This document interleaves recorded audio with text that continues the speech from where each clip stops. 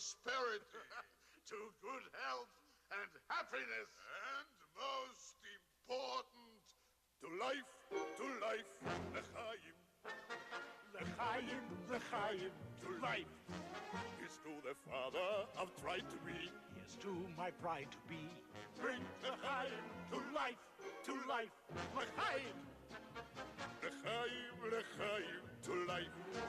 Life has a way of confusing us, Blessing and bruising us. Bring l'chaim to life. God would like us to be joyful, even when our hearts lie panting on the floor. How much more can we be joyful when there's really something to be joyful for? To life, l'chaim. To Zeitel, my daughter, My wife! It gives you something to think about. something to drink about. Drink l'chaim to life.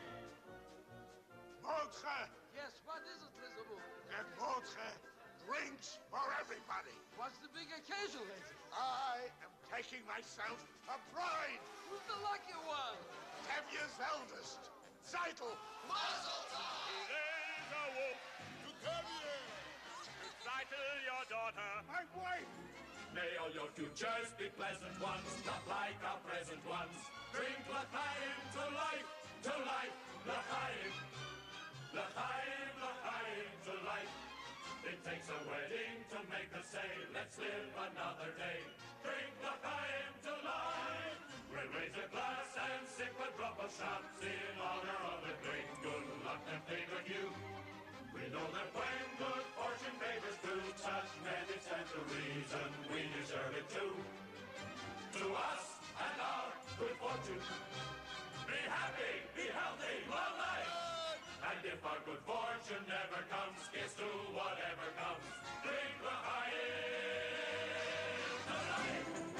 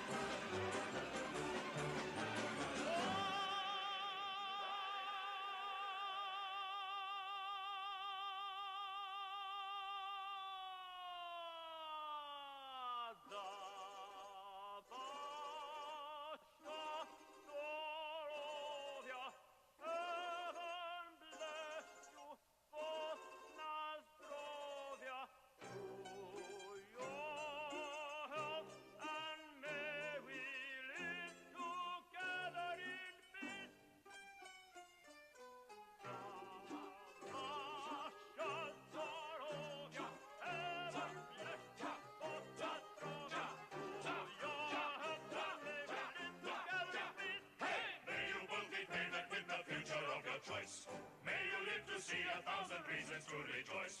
Sava, Shasta, Rogia, heaven bless you, both house Rogia, to your health and may we live together in peace. Hey!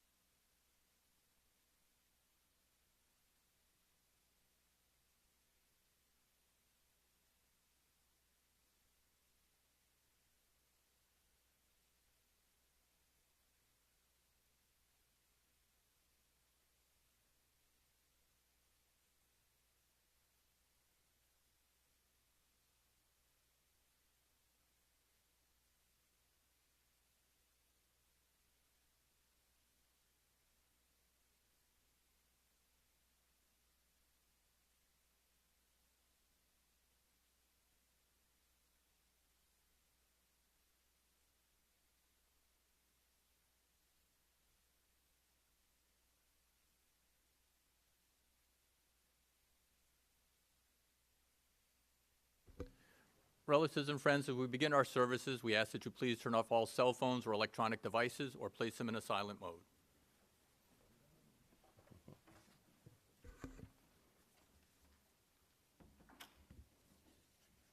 Friends, with this affirmation, Baruch Dayan Ha'emet, blessed be the judge of truth on our lips, and with sadness in our hearts, we come together this afternoon to remember Dr. Richard Wells with love and to share our support, sympathy, and strength with his family.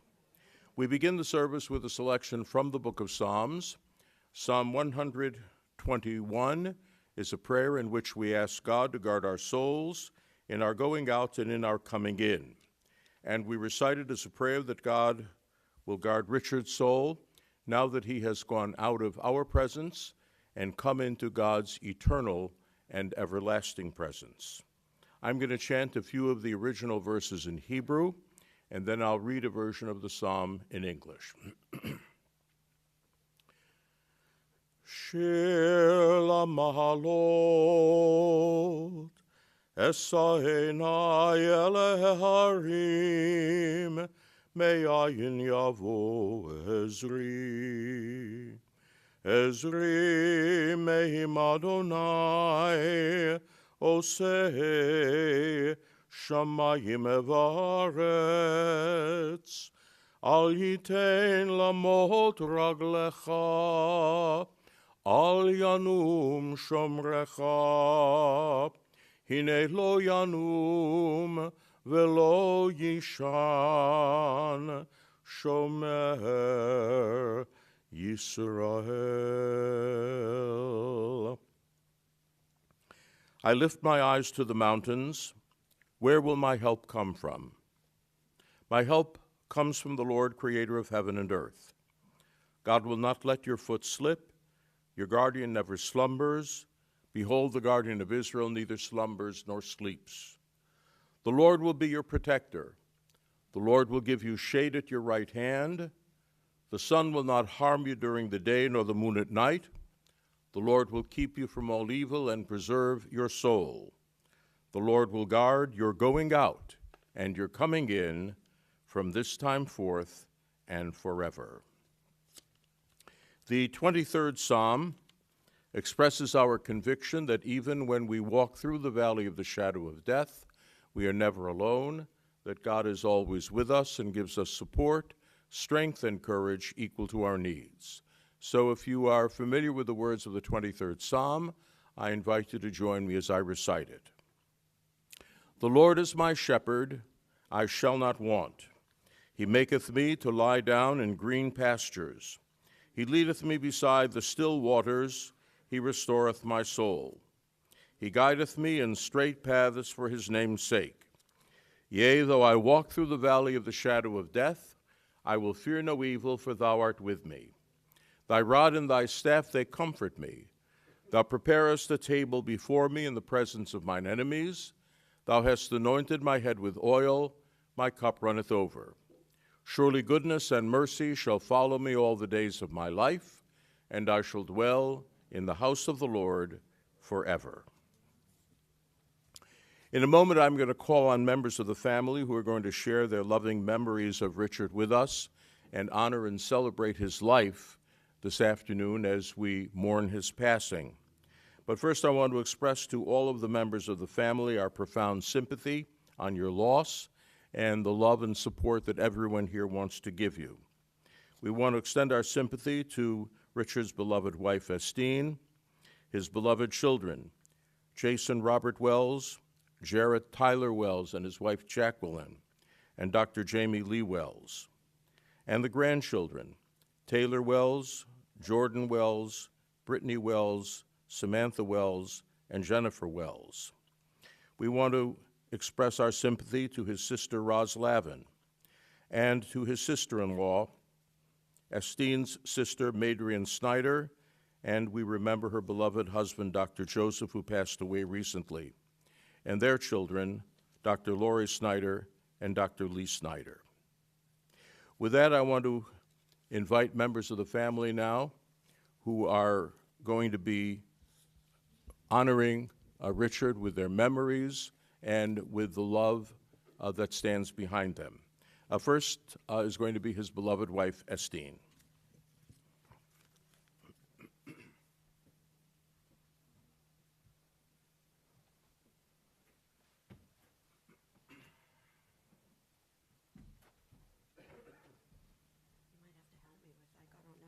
I've never done this. Is this okay? All right. Is that okay?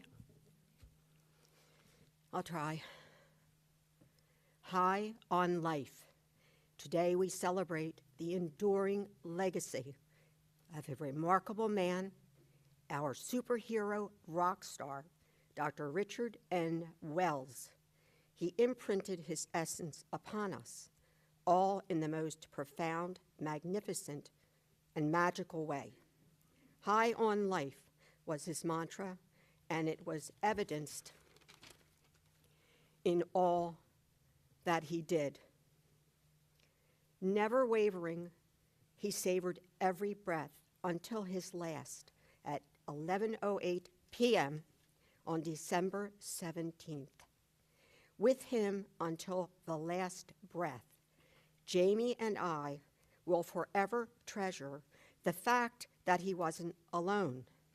Our beautiful Jamie was the one person who he trusted with his life. He asked her constantly to go over his entire chart, look at all of his labs. It is because of Jamie that he had these additional 9 years, and we are all so grateful to her for providing cherished memories, celebrations, and shared times with friends and family. Having Taylor and Jordan in New York during the nearly 2 months he spent in the hospital was serendipitous. A silver lining. Thanksgiving spent in the hospital was the most meaningful ever. Jason, Taylor, Jordan, along with Jared, Jackie, their beautiful girls, Brittany, Samantha, Jennifer, made the holiday special. We had dinner in the cafeteria as each family member took a turn visiting with him. Another silver lining. Bigger than life, his persona was that of an icon whose sense of humor, wit, devotion to family, love of life were unparalleled. Silver linings. Finding joy in everything, whether watching Turner Classics or Jeopardy with Jamie and me, his intellectual curiosity and brilliance knew no bounds. Happy for everyone's achievements and tenaciously loyal, our beloved Lewis Katz said he was his only friend who was not Schadenfreude. His zest for life was palpable. He had no time for weakness. Against all odds, he lived 9 years, overcoming every medical challenge. Even a week or two before his death, his physician said, "Never count Richie out.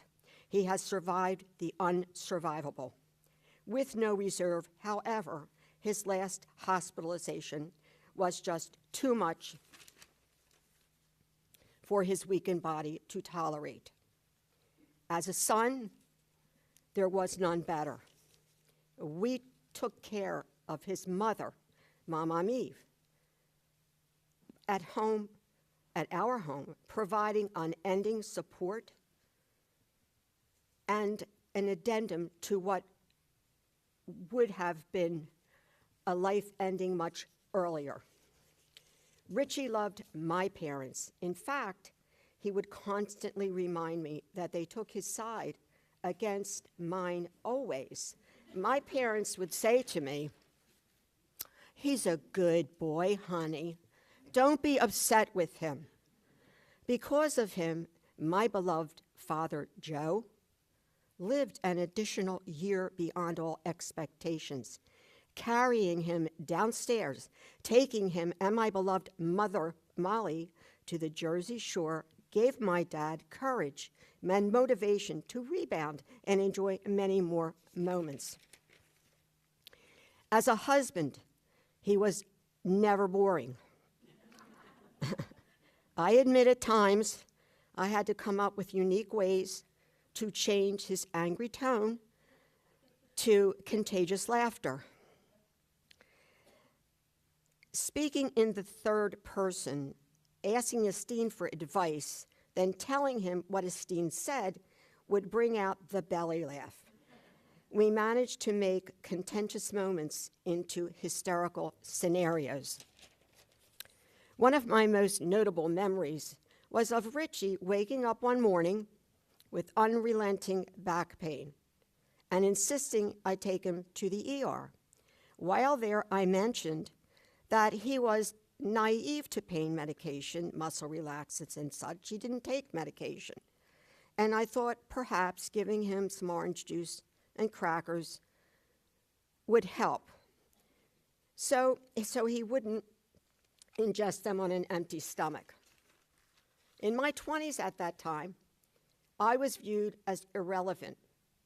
On the way home, Richie told me to turn around on the medial strip in the middle of Route 70 and go back to the hospital. In only Richie fashion, he opened the car door and rolled onto the highway, telling me to open the trunk and get his doctor's bag. Why? What could I do? Put my feet up, he said. I'm going into shock. The ambulance arrived, taking him back to the ER to be given orange juice and crackers, and he quickly returned to normal. A treasured father, he adored and idolized his children. Jason, our firstborn, could do no wrong. He was mesmerized by Jason's ability to fix anything, build anything, resolve issues of great magnitude. Richie always tried to assist Jason in his endeavors, and Jason was able to thrive just being around him. On the occasions that his dad wanted to assist with manual labor, what could have been become tenacious, tenuous, Jason just enjoyed the camaraderie and let him do his thing. Jared's sense of humor with his joke and storytelling expertise kept us all entertained. Then sports commentary and heated discussions about the Eagles was legendary. Jamie, the baby, and female brought another dimension to our lives. He thought the world was her oyster and there were no limits to her achieving her goals and aspirations. He would revel in the moments he saw her hold court with his mile-high smile, telling me later, did you see? She captured everyone. She captivated everyone. She's a people magnet, and he was in awe of her. I don't know what it says, something. I don't know. Anyway, her medical judgment, integrity, and emotional depth.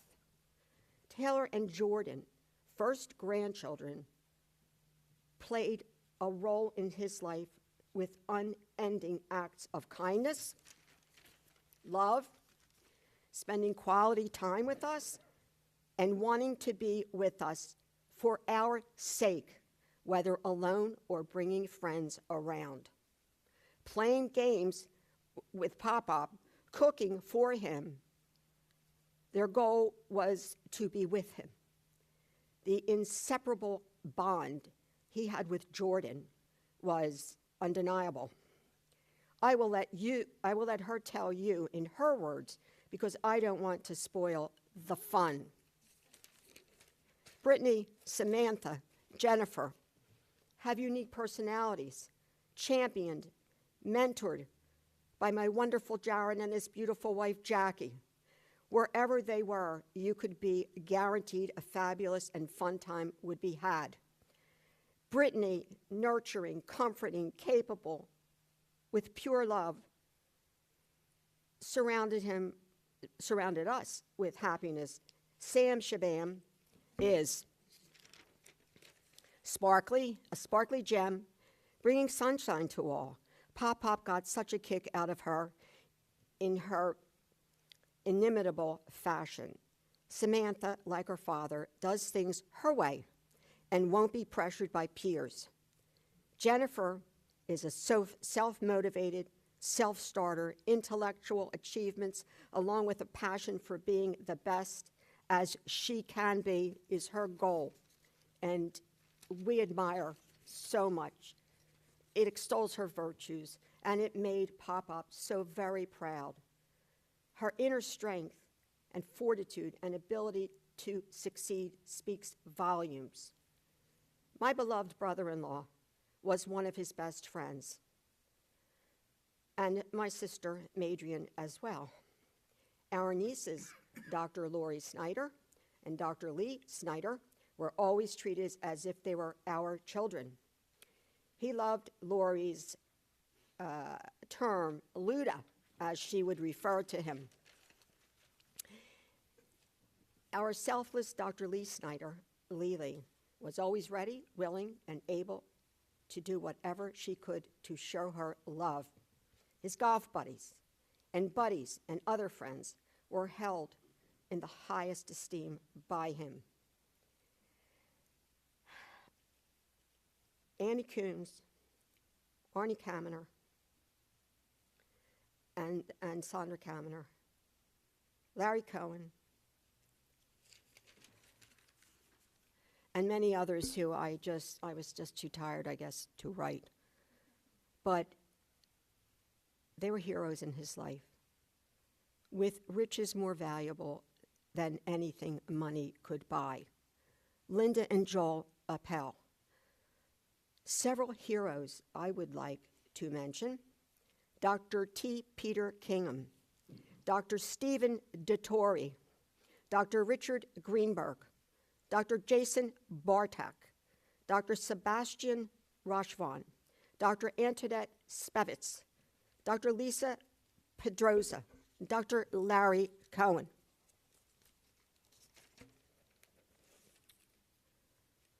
Oh, and I forgot, and Drew Katz, another savior. His patients and staff revered him. He delivered babies, some of whom became patients. He did minor surgeries with precision and made house calls in the middle of the night as Cherry Hill police surgeon. He was called on morbid scenes, never shying away from his duties or obligations. Leasing a new car for one of his loyal staff members, Mary, gave him the greatest pleasure. His patient's well-being was paramount.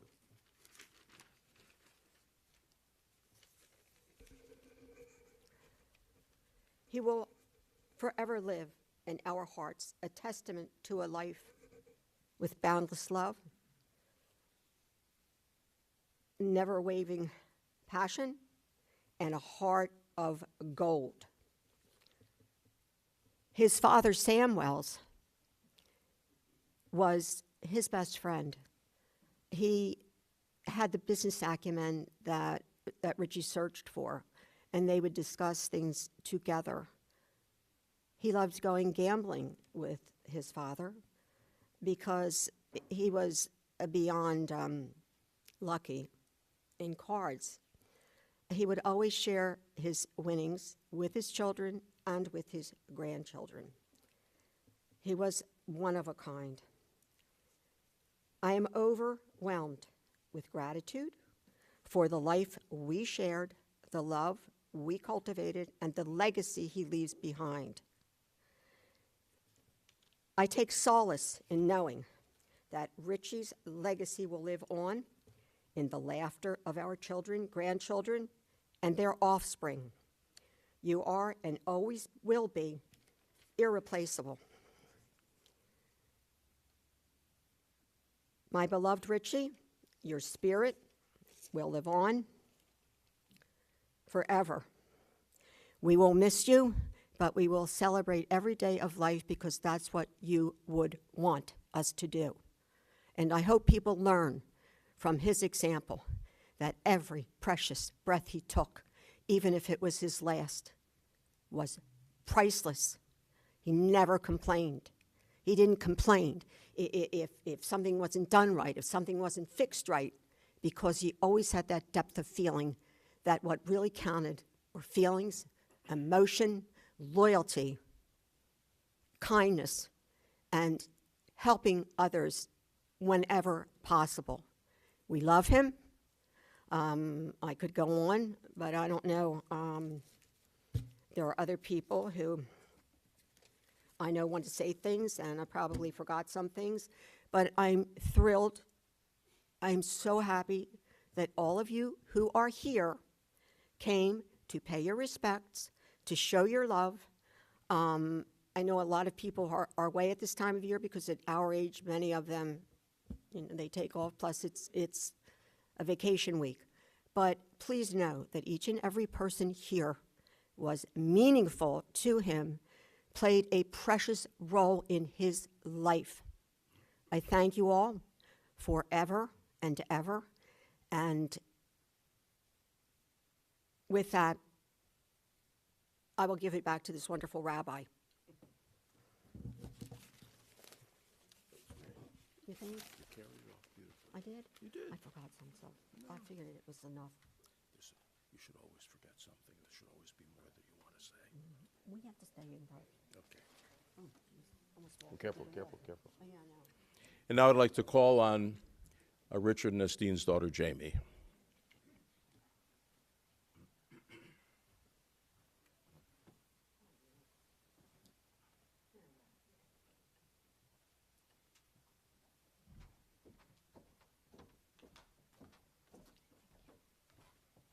I think I want to change the order and go last.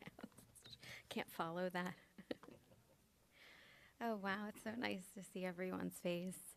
I can't really read the paper and wear the glasses at the same time. Oh, okay. How's that? Okay. Though the internet does not seem settled on whether this is a Vonnegut quote or some alternate author, I have such clarity of life's purpose and find myself focused on this quote: enjoy the little things, for one day you may look back and realize they were the big things. My dad embodied this sentiment. Words are grossly inadequate to convey the profound love I have for my father, the adoration, pride, admiration. I'm in awe of his resolve, his fortitude, massive and precious personality, boundless humor, unwavering commitment to his family, friends, and the betterment of any world he'd enter. I treasure all of the little things, from his unique movements and mannerisms to habits, good, bad, and otherwise, how he engaged with others, and how effortlessly effective he could be with an economy of words. He was a bottom liner. I'm in a state of cognitive dissonance, honestly. As a physician, I know no one lives forever, but that's never been an acceptable outcome when it comes to my father's and my relationship. And how do you possibly recognize the loss of someone so larger than life, whose every facial expression was genuinely a gift, hilarious or heartfelt, who adds the color and comedy to the mundane, whose wit is unmatched, replete with a heart of gold, who fought for and cherished every single breath and convinced the most seasoned of professionals that they should never count him out. I'm heartbroken and devastated, and those terms are an understatement. But my dad spent his entire life caring for others, albeit as a physician, employer, father, dutiful son, family member, friend, and grandfather of children of human and canine persuasion. There's been a neglect of the fact that he has 4 grandchildren of dog variety. Molly Joe, my bulldog, was his greatest protector. Chaka, Cody, and our newly added Billy are his other members of the family that he totally enjoyed and loved knowing what they did on an hourly basis. He did home visits. To this day, former colleagues, patients, and employees revere and fondly remember him. I often meet those who regale me with stories touting his positive and powerful reverberating impact, too, in the last day. He's beloved. He never complained, not once, for how hard he worked for years to provide for his family. I remember, like yesterday, as a teenager, challenging him in the kitchen that he cannot possibly know how tough my life was in high school taking exams and how easy it was to go to work in comparison, and telling him, you don't know from stress. You are done when you come home from work, and I have homework. And I remember this conversation like yesterday. I really agreed with myself in that argument at the time. He stood there highly amused, barely containing his laughter, and let me find out on my own just how real the real world can be. All the while, always being a beacon of strength and support, demonstrating love with action and words, albeit nurturing my career aspirations or dreams to making sure I had the best television for my apartment. His life contained so many fantastic chapters that I would not want to dwell solely on his most recent and arduous journey. However, I recognize it was his cumulative lifetime of excellence and wonder, along with his innate and acquired wisdom, that enabled him to conquer challenges that came his way. Not once in the last almost 9 years of 4 cancers, despite countless procedures and near catastrophic events, did my dad ever complain. No one will ever understand how much he went through. Despite this, he was always decisive, the bravest person I have ever met, self-reliant, my superhero. Even in this last hospitalization, upon waking from a procedure, what are my options to fix this? When can I start the such and such medication? He possessed not one iota of envy, jealousy, or pettiness. He was so excited for his friend's success and never needed to be the center of attention. The credentials, the schooling, external considerations, or conventional trappings of achievement from my purview are not the measure of a man. And he had it all in that realm. It is the relationships, the doing as much good as you can to make the world and those you encounter better, the great memories, the gratitude for them, and life overall that defines extraordinary worth and value. In this regard, he was second to none. He appreciated every minute. I am grateful for every cherished moment. Spending my medical school elective alongside him, practicing medicine together, there's nothing more special or sacred. He was my greatest champion, never believed there was a limit to what I could do or achieve. We were a dream team with him captaining the ship, later operating as a united front alongside my honorary Dr. Mom to navigate the unpredictable, savage waters of cancer. As my father's inclination was always to see the good in the bad, the innumerable special instances that abounded where life again got consistently real allowed us to share such rare depth of humanity-type outlooks and philosophies. Nothing was ever trite or lacking in substance. His ability to laugh, especially during the least opportune times, was an invaluable elixir. No matter how critically ill he was, top of mind is when he would be asked as a matter of routine about who the president was. He would give some variation of effing Biden, or that insert expletive from Delaware. He's a character, and he's our character. He made some interesting choices, like taking me to the movie Alien when I was 4 years old, leaving me atop nursing stations and file cabinets when he would go on rounds, and taking me with my brothers down Double Black Diamond ski slopes as a little girl when I was afraid of heights. We once got caught in a whiteout and had to be rescued by ski patrol, and my hair was dangling icicles. But this is just a glimpse into some of the really good stuff. He ran me on his shoulders to see the Mona Lisa for a few seconds before we took a turn a couple blocks away to the War Memorial and Museum for 4 hours.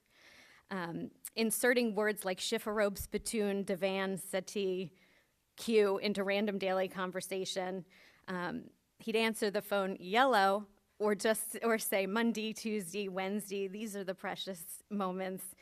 When he would scroll his phone, so he rarely answered a call because he just did this. So he pretty much called 100% of the people back, but felt no urgency to get to the call itself. That brought endless humor. He loved holding court on the boardwalk, receiving constant visitors on the deck like the town mayor. We loved watching Jeopardy together. Oh, how I missed those little, not so little things. We definitely enjoyed some lively, quote-unquote, passionate banter, for which I often received the non-apology note that tended to predate the actual apology note. For example, quote, "You're the most unique person I know, along with your brilliance and knowledge. I know you have my best interests at heart.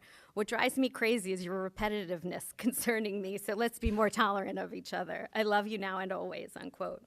While other times I got voicemails about my being technically incompetent, or he asked me to use 3% less of my vocabulary before he proceeded to laugh hysterically, impressed with his own humor. This request was in the emergency room, followed shortly after by, Jamie, I want you to go through my entire medical record. The simplest explanation often warrants the simplest solution. What walks like a duck is likely a duck, not a zebra. We certainly enjoyed going toe-to-toe in many a heated debate, but when we teamed up to take on the biggest battle of his life, we were a unified force of nature. I hurt my back while he was in his final hospitalization. He constantly asked how I was and expressed his endearing concern for me despite everything he was enduring. When I had COVID, he wrote, quote, sorry about your bad luck. I know you will rebound from this and be stronger for it. Get better soon so we can continue to challenge each other for years to come. Love you always, unquote. I was not facing anything in the same stratosphere that he was. He was like this with all of his friends for their minor bumps in the road. He was joyful, as elated playing golf or cards with his friends, going to Hannah G's at the shore, bringing us all bagels from Hot Bagels, having his family around, sitting listening to the radio, watching his Eagles his way. He would DVR it, then fast forward through commercials because he was intolerant of commercials. When we were tearing the house down the shore, a fun childhood memory, he stood up, threw some food against the wall, and we all had a massive food fight, which is something we never, get an opportunity to do, and I think everyone should do more often. These and more were a perfect day. He could be incorrigible, kick someone out of the house who attempted to give him a Survivor t-shirt. He never was the victim. He was fortified through strength. One of a kind, our character, hilarious.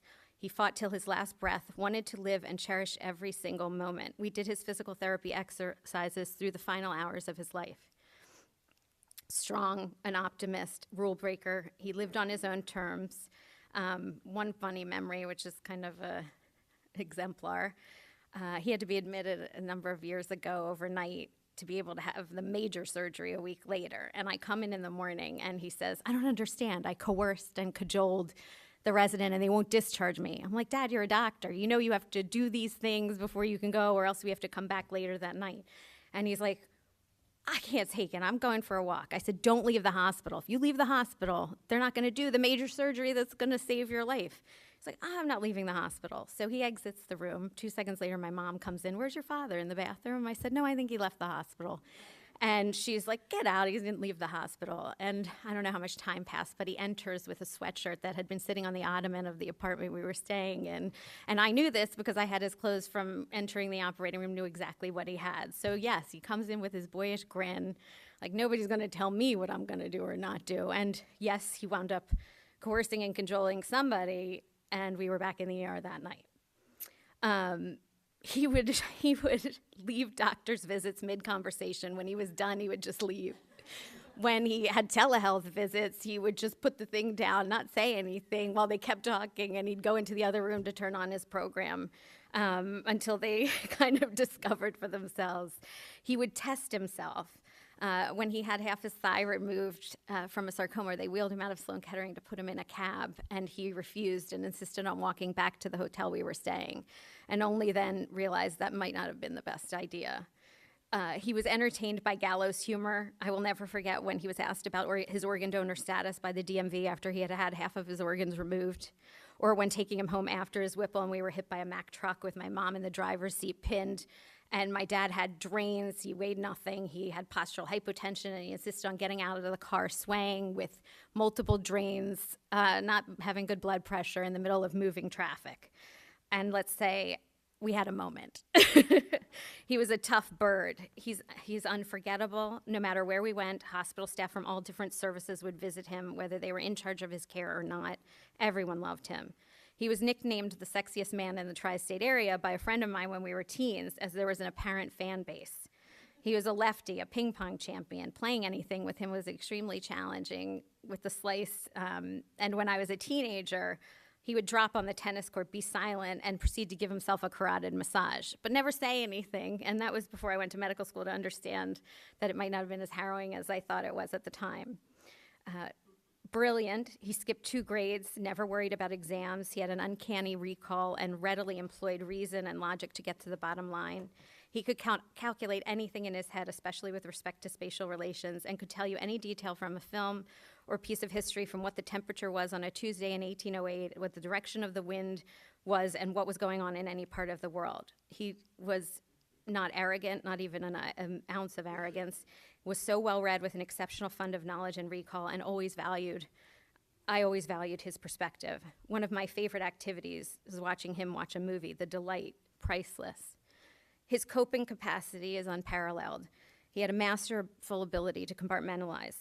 We had called 911 urgently from a massive bleed, and we go to the hospital, and who does he want to call? Jarrett, while they're working on him, while he's in the ER, and he wants to talk about his Eagles because nobody made him laugh more, and nobody allowed him to engage in the topics that he was most joyful about.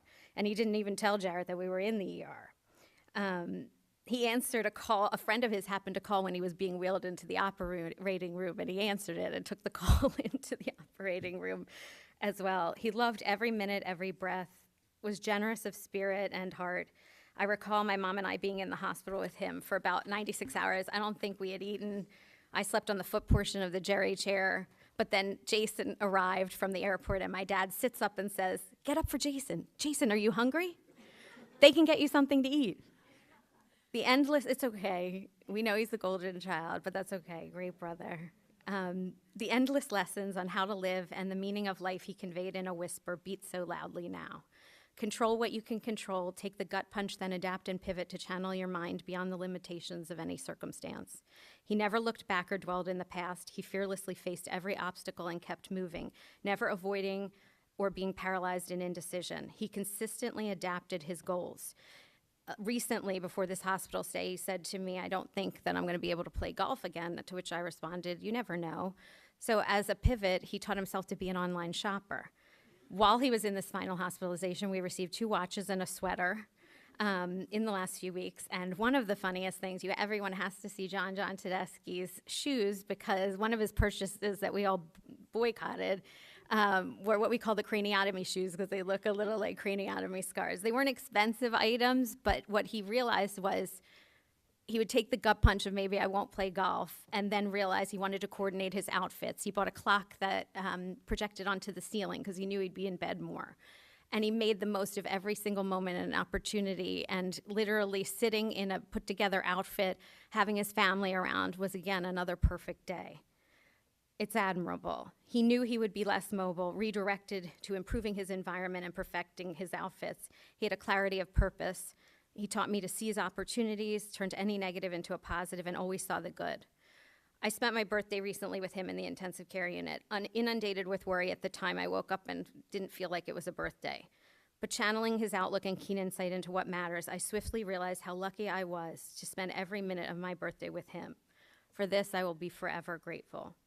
He defines what it means to be authentic, action-driven. He got it done, used up every single ounce of his body. I want to thank his friends who visited and called all the time, the wonderful doctors and nurses who cared for him, his golf and card buddies who brought him immeasurable joy and facilitated his participation at every turn. He couldn't bend because of the thyrosection, and his buddies would have someone designated to pick up the ball. He never complained. He adapted to any limitation, and everyone loved him so and supported and facilitated his success, no matter how big or small the endeavor. I miss every little moment. That is the good stuff. Finding out what shenanigans he was mustering up to quote, test himself. That cumulatively cements the foundation for an epic life. He made each day, each environment, each interaction, and person better than how he found them. As you maintained, Dad, you will always be my special Valentine. I will always be yours. Thank you for being the first and an eternal great love of my life. I hit the lottery with you. I love you, Daddy, forever and always.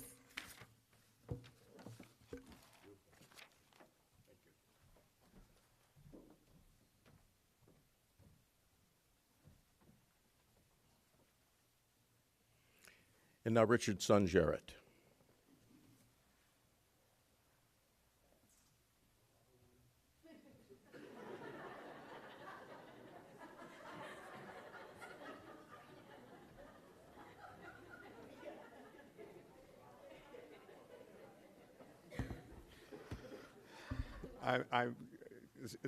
I guess it's the middle child. I get to follow that. First of all, thank you all for coming, and thank you for playing such a beautiful role in his life. Thanks, Golden Child. Yeah, I'll try and get through this.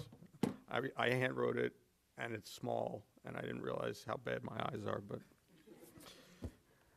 they were filled with tears. So, my father lived for 30,781 days, and I had the great fortune to share 19,253 days of his life. While I was only around for 62.5% of his life, I loved him for 100% of mine. Until 11:08,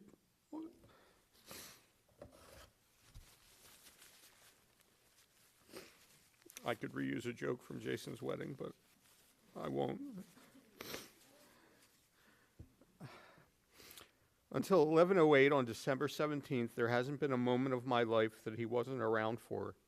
He is my hero, my counselor, my advisor, my friend, my devil's advocate, my father. I valued his opinion, his wisdom, and his intellect.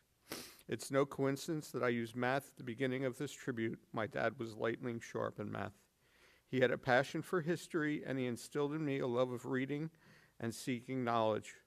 My father is the strongest man I have ever known. I have never heard him complain about a thing, with the exception of a fundamental misunderstanding of how to control the thermostat. The air conditioning battles in our shore house were legendary. When my father was first diagnosed with cancer, he didn't panic or say, "Why me?" He steeled his nerve and pragmatically attacked it head on. He was committed to his treatment and stayed the course regardless of how he felt, because that was who he was. Growing up, we took family trips to New York and Vermont and Colorado. We spent time in Florida. It was important to him that we went away as a family. He also had a giant sense of humor. I can remember on a trip for a bat mitzvah, we had adjoining rooms with the Werbits, and my dad started a food fight between rooms with dinner rolls. The irreverence didn't end there. He once had me pretend to be the gas station attendant down the street from his office and call and ask one of his nurses, Sue, who's here today, out on a date. She was fooled completely, and only his roaring laughter gave it away. My dad loved to laugh, and he did it often and loudly. I mean, embarrassingly loud, but in the best way. My dad instilled in me a passion for Philadelphia sports and the Eagles, and Phillies in particular, for poker and golf. When he was a camp counselor, he was not invited back because he won all the other counselors' summer money. He also once won a cruise ship ping pong tournament. The most important thing of all to my father was his family and friends. He was the ultimate cheerleader. He applauded your successes and helped you overcome your failures. There wasn't a jealous bone in his body. As the middle child, with an older brother, the firstborn son, and a younger sister, the princess, I wasn't the easiest child and definitely stressed my parents a lot. But all I ever got was love and support. My father loved us unconditionally. He relished the role of grandfather and doted on his granddaughters. They were his pride and joy. He treasured time with them and was always interested in what they were doing. He treated my wife like she was his own daughter. He was generous and kind and had a big heart. He was also stubborn and old school and blunt. He loved old movies and TV and watching sports and playing golf. He loved my mom above all, and she loved him. They are part Frank and Estelle Costanza and part Mr. and Mrs. Cunningham. Their love and my mom and sister kept him alive these past 9 years. I have been very lucky that my parents have been a constant in my life, and for that I am grateful. I miss my dad and will always love him for 100% of my life. I love you, Dad. Rest easy. I hope you're having a great laugh with Lewis. Love you.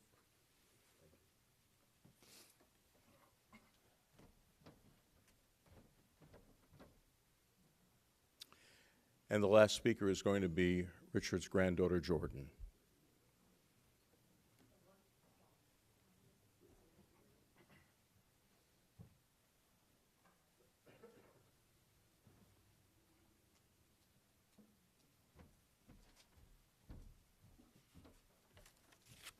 everyone.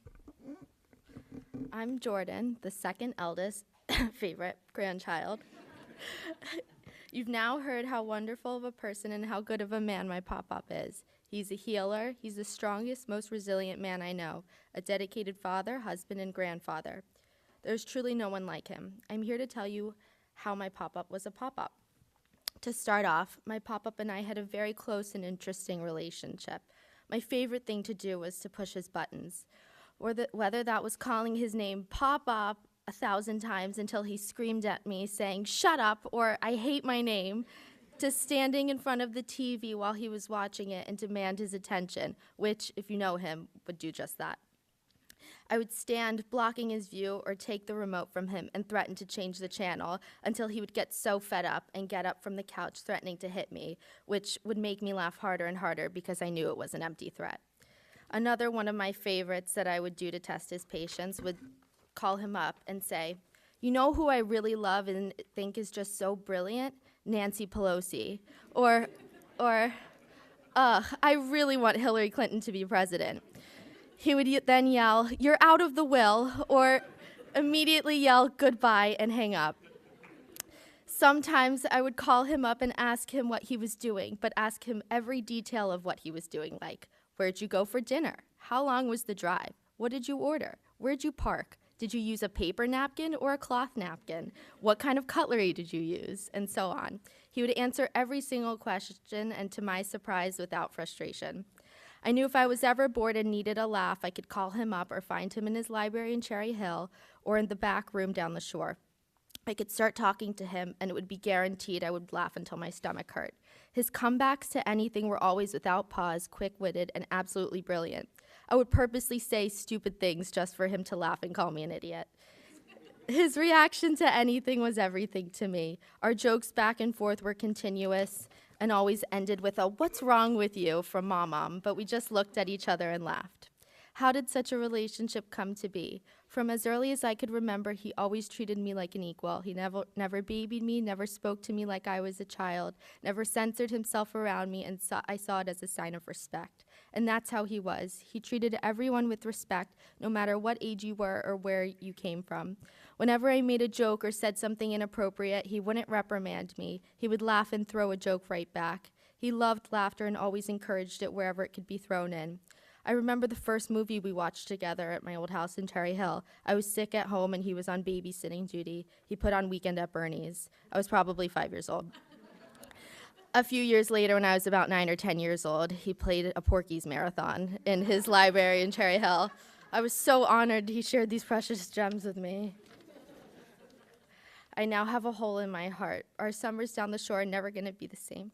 I will miss watching you walk into the house on Sundays carrying in bagels in preparation for Mom's famous brunches, and taking your bagel and filling it so high and watching you attempt the first bite, as I never had faith you could manage it, but always did.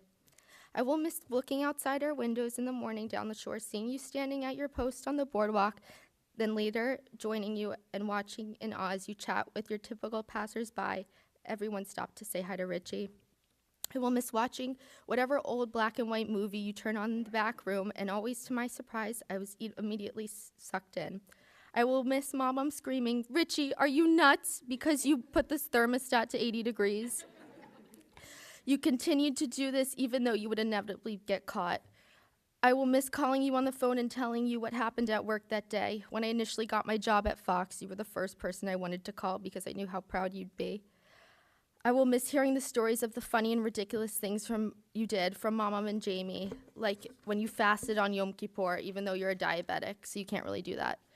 I will miss watching you walk down the stairs in your monochromatic outfits ready for dinner at 10 in the morning because you only wore one outfit a day. I will miss your quick and extremely impressive math skills that almost make me believe you have a calculator for a brain, which wouldn't be so far off. There are many more things I will miss. I will miss your laugh, your wit, your brilliance, and your quirky compliments, like how beautiful and exquisite my ears are. I can't list them all, but every memory of you is a cherished one. I'm the luckiest girl in the world to have you as my pop-up. You make, he would call me a wimp right now if I started crying. What? Stop. I know you are, you made every moment together a memorable one. You are undoubtedly one of a kind. I know you are with me wherever, and your presence will never leave us. I love you so much. You are my favorite person in the universe, and I will miss you for the rest of my time on this earth. I love you, Papa.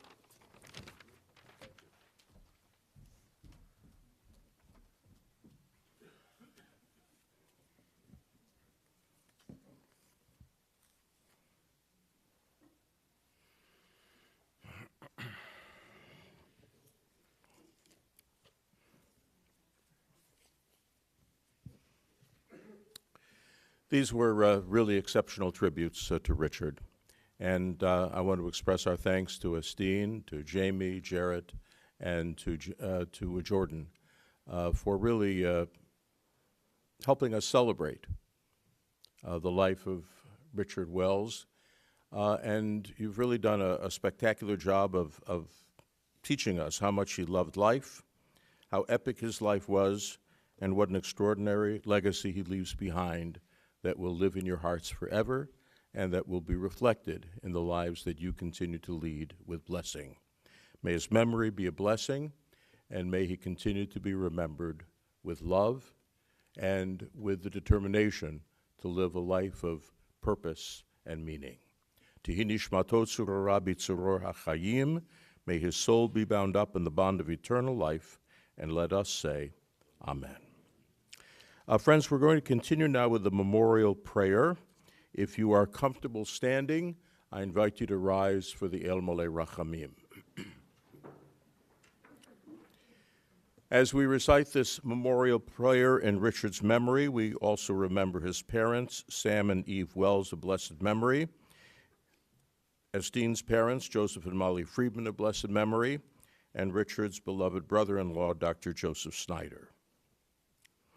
El Molei Rachamim, Shochein Bameromim, Hamatzei Menucha Nechona, Tachat Kanfei HaShechina, B'mahalot Kedoshim U'Tohorim, Kezo HaHarakia Mazirim, Et Nishmat, Ruven Nachum ben Shmuel V'Chava, Shehalach Li'olamo, Began Eden Tehemenuchato, Ana Ba'al Harachamim, Hastirehu Beseter Knafecha, Leolamim, Utzeror Bitzeror Hachayim et Nishmato, Adonai Hu Nachalato, V'yanuach B'Shalom, Al Mishkavo, V'nomar, Amen.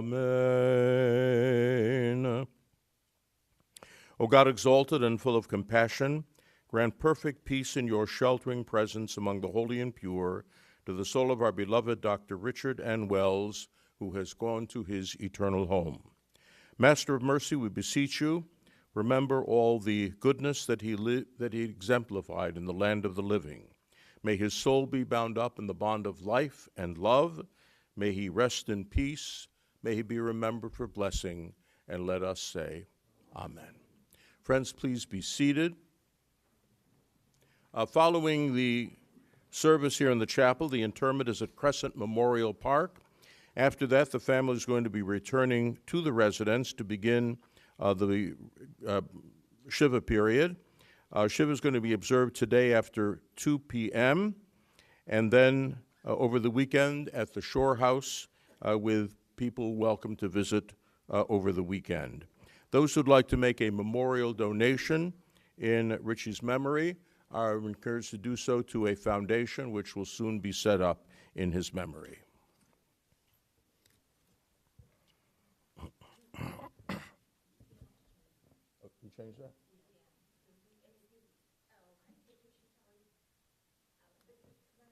Why don't you just announce it? That's okay. Take your time. Thank you.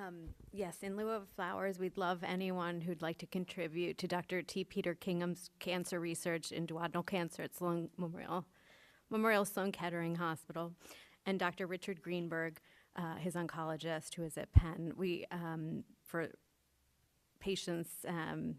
To help them with their cancer care.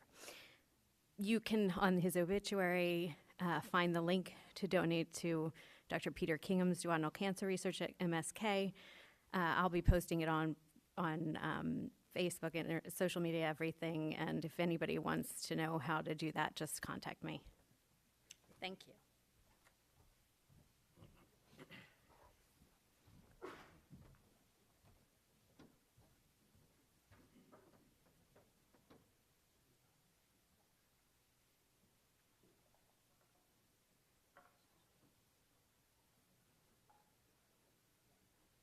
We may have the pallbearers to the center aisle, please.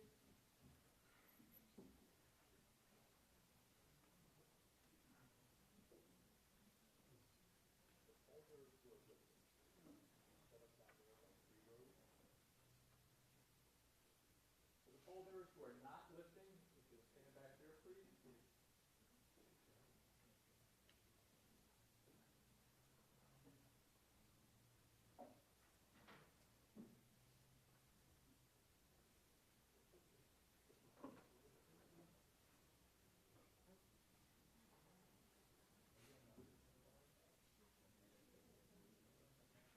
And I'll ask everyone to rise once more, please.